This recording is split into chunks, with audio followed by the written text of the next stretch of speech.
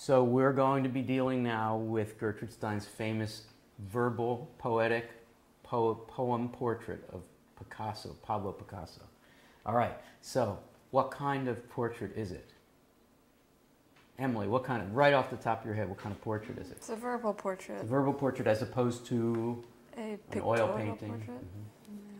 Mm-hmm. Could you imagine a verbal portrait that tries to do what a traditional painted portrait does? Sure. Sure, what would it be like? Realistic language. Descriptive, denotive, visually descriptive, maybe? Yes. But what other kinds of portraits are there? Verbal portraits. A Evocative. biography of George Washington could be said to be a portrait of George Washington or of Napoleon. And it would start where? His birth. Yeah, and move through his inevitable rise to power and then his decline, you know, a nice arc, right? This isn't that. What is it? Dave, what is it? It's more of a cubist verbal painting. She's trying to replicate more of a realistic life mess than just a straight narrative, a straight cause and effect. You used the word realist. Realistic. Whoa.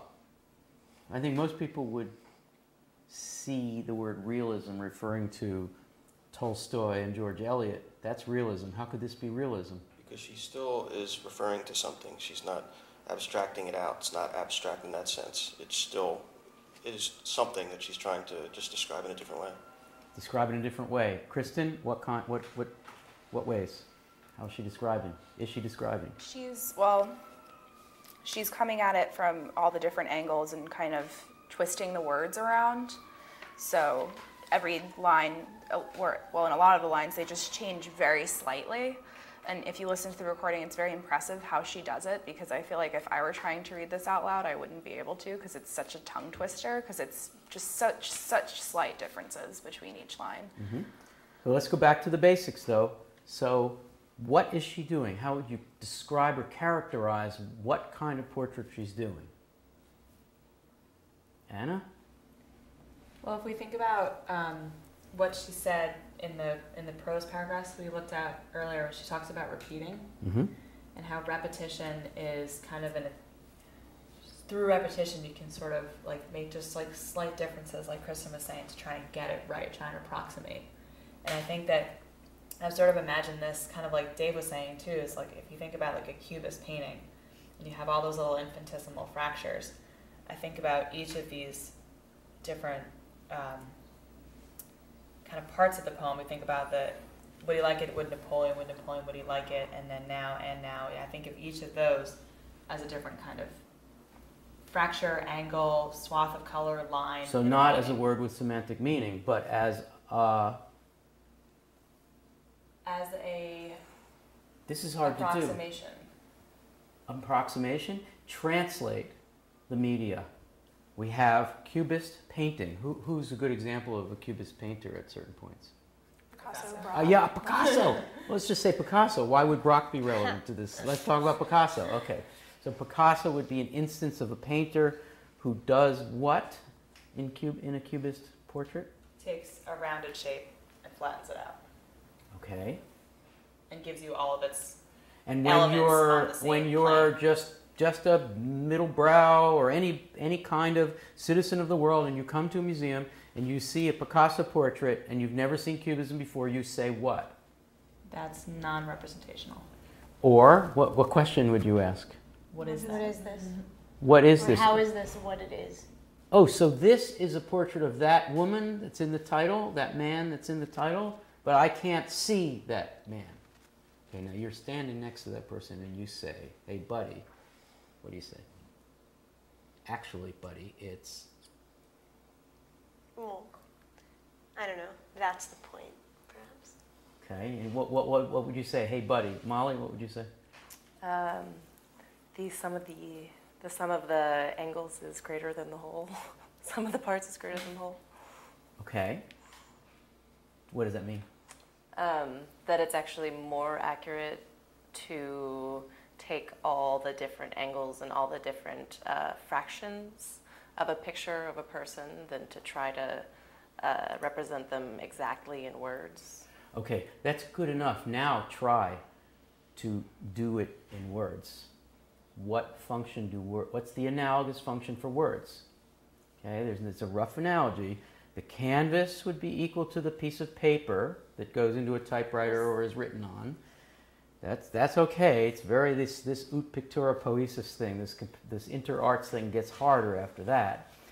The hand holding the pen or the fingers pushing down the keys is equivalent to the hand holding the brush. So far we're okay.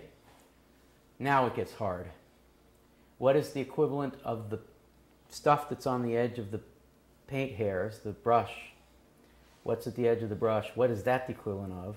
And what is the equivalent of the little shard-like pieces of the Cubist portrait in this? Anybody want to try any of those? Amaris? Maybe the words become the materials for the actual construction. So instead of focusing on their semantic meaning, we're focusing on their form and color.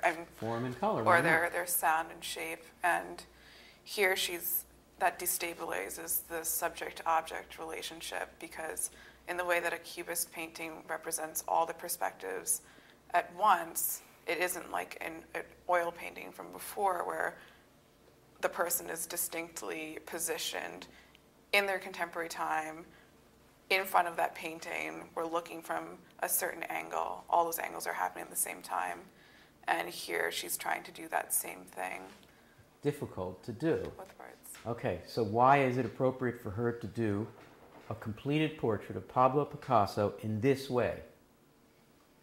It's not just the completed portrait of George Washington. Oh no, Gertrude Stein did her modernistic thing with old George, who's always been depicted as the guy standing in the rowboat crossing the Delaware on Christmas Eve or whenever it was, Christmas Day.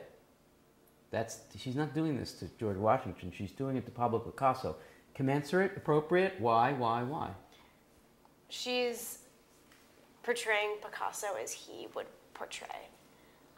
She's doing what Picasso would do. That's different from saying, let's say I'm Robert Caro and I'm a biographer of LBJ, of Lyndon Baines Johnson. I'm not a Texan. I'm a Jew. I'm Jewish, Robert Caro is. I don't know anything about the life of LBJ, so I do my Caro thing on LBJ. I don't do an LBJ thing. If it was an LBJ thing, who knows what kind of biography it would be. So so Stein is kind of giving up the subject position of Stein, although not so much because they're so similar, and doing Picasso in doing Picasso. Does this resonate at all? That's like Frank Sullivan would say, form follows function. Form follows function, sure. But more specifically than that. If you're going to do a portrait of Picasso, you have to do it. Do Picasso. You have to do Picasso. The best way to do Picasso would be to do Picasso, not to do Stein doing Picasso. Do Picasso. You can't talk about Lincoln, a man of the people, in this not man of the people language. Perfect. Let's just call that the 19th century fallacy, right? That form doesn't have to be commensurate with subject matter. In this case, it is. So why do we get all this stuff? Let's talk about he, and he. What's going on in that line? He, and he, and he, and he, and he, and he, and as he, and as he, and he. What do you do with that?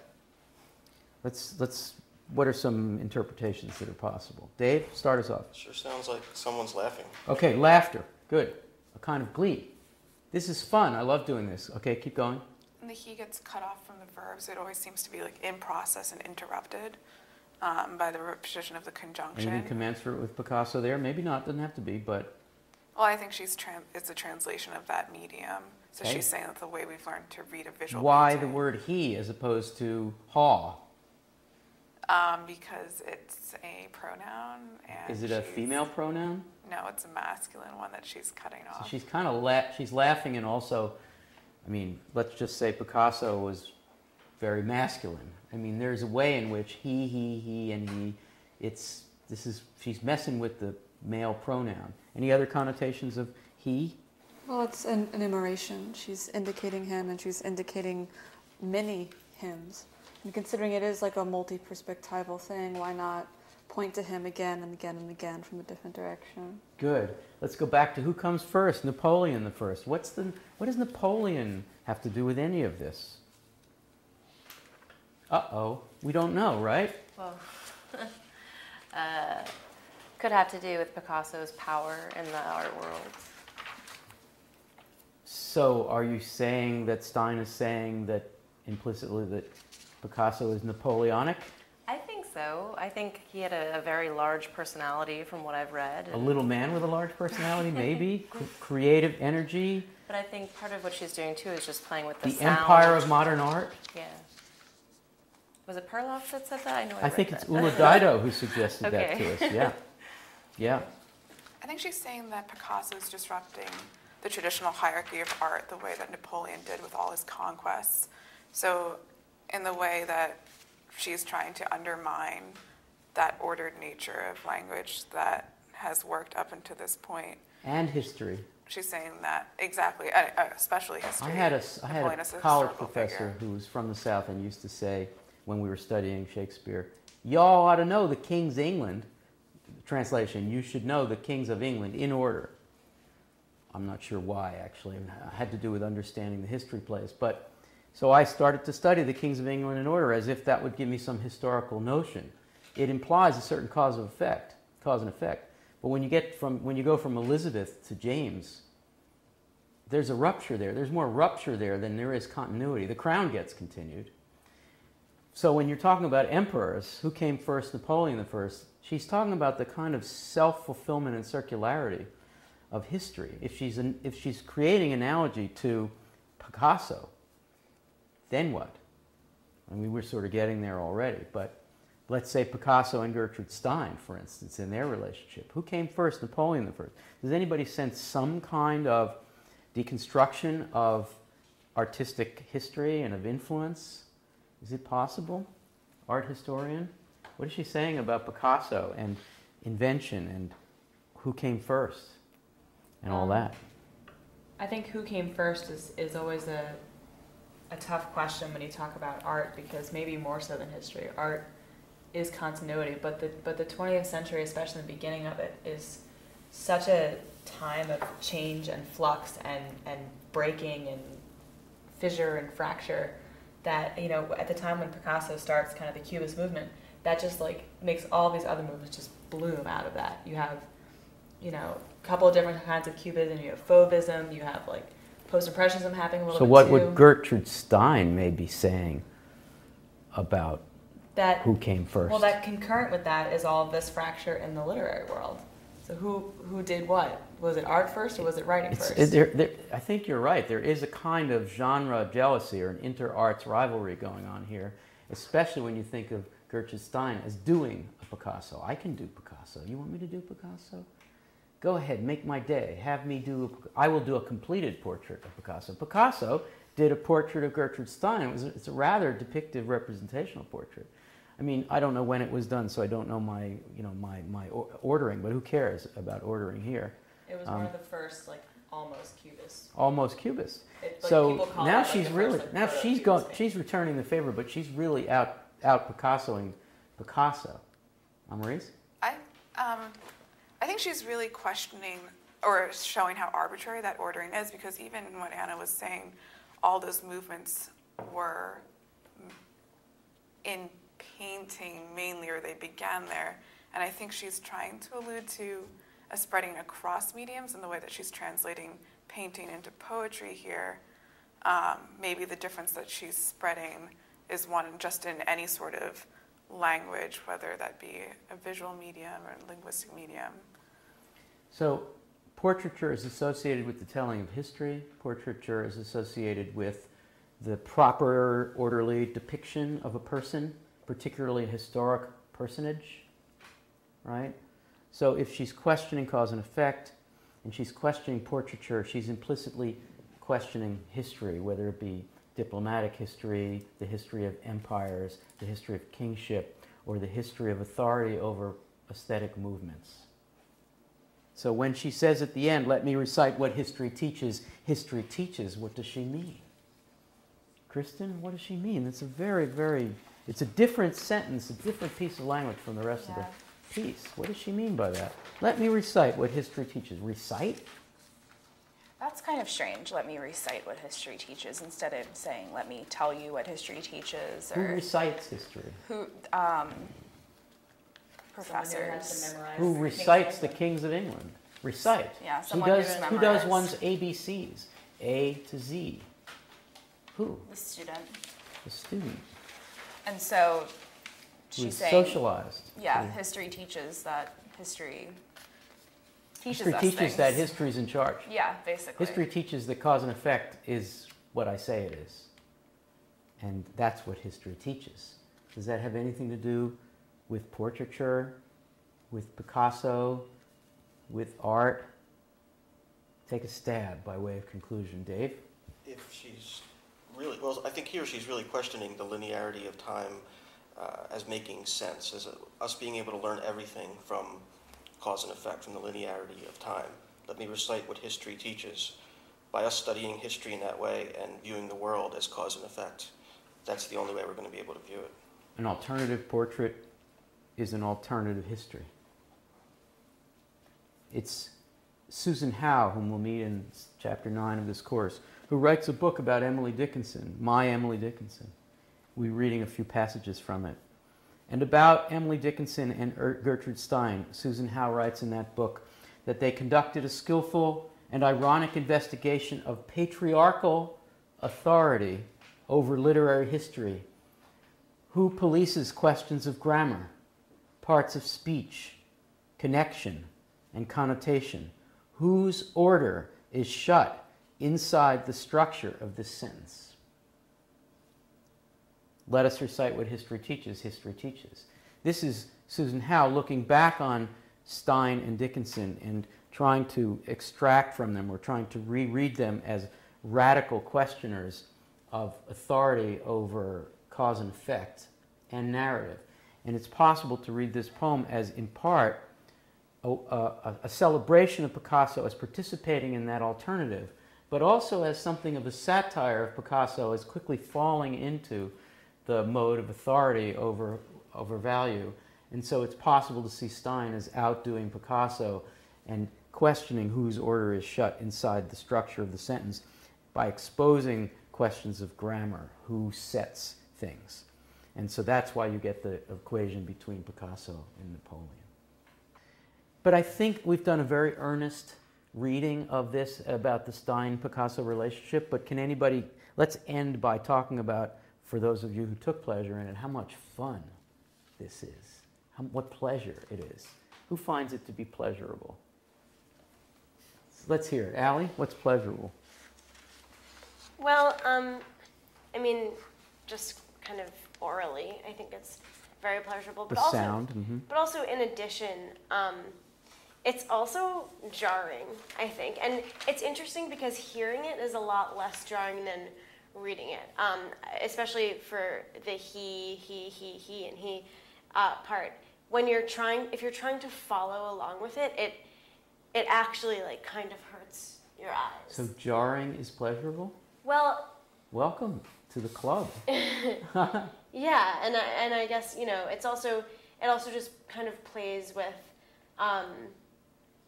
the notion of like what certain medium or what different mediums, what sense they're supposed to affect, because we always associate writing and words, visually to some extent, but like And in terms of, semantically. yeah. We want them to mean, Yeah. and she liberates us from that, and that's pleasurable. Yeah. Dave? It's like a puzzle, and it's fun to solve. And by solving it, you really get to put your mind through a different process than you're used to doing. And I think that process will always stick with you. Who else wants to say something about pleasure? Kristen? I think there are parts of it that are very humorous, and that's what makes it pleasurable, like the business about kings at the beginning, and then it comes up again with father, and farther was the king of the room. I think that's pretty funny. Anybody else want to say something about pleasure? I just like being made so uncomfortable about everything that I know about history, language, meaning, semantics, art history, all of it.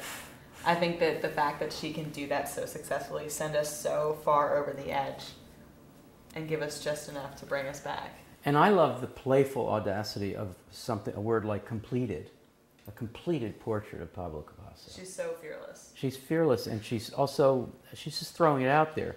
The line, I judge, judge. She is turning the language around and making it reflexive, which is a common strategy. She's assessing the arbiter himself. I judge the judge. She's turning taste-making back on the tastemaker. This is what I want my art to do. I want my art to challenge me to think about who is in charge of deciding what's beautiful. And in a way, she's saying, I, Gertrude Stein, she's into genius, but she's also kind of liberating me to make my own judgment as to whether Stein can out-Picasso Picasso, and in so doing, admire Picasso all the more.